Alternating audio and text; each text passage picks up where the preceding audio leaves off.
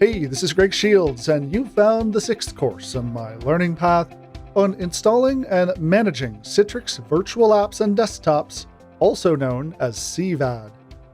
I am author evangelist and a full-time author here at Pluralsight, and I've been building, managing, and helping others with Citrix environments since the days this product was known as Windframe.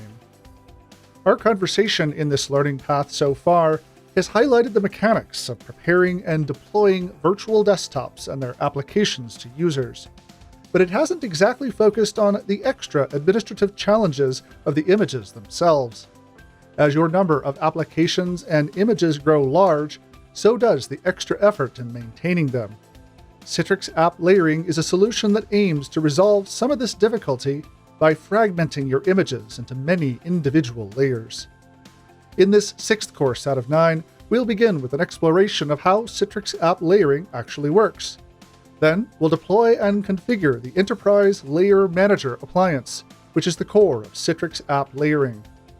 Next, we'll use that appliance to create a series of OS, platform, and application layers that we can deploy as layered images.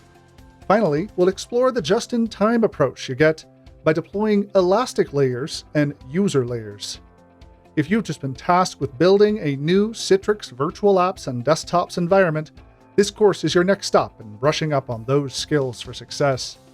And then from here, you'll be ready to continue on the learning path as we integrate Workspace Environment Manager, explore advanced management, and migrate to Citrix Cloud. Let's get started.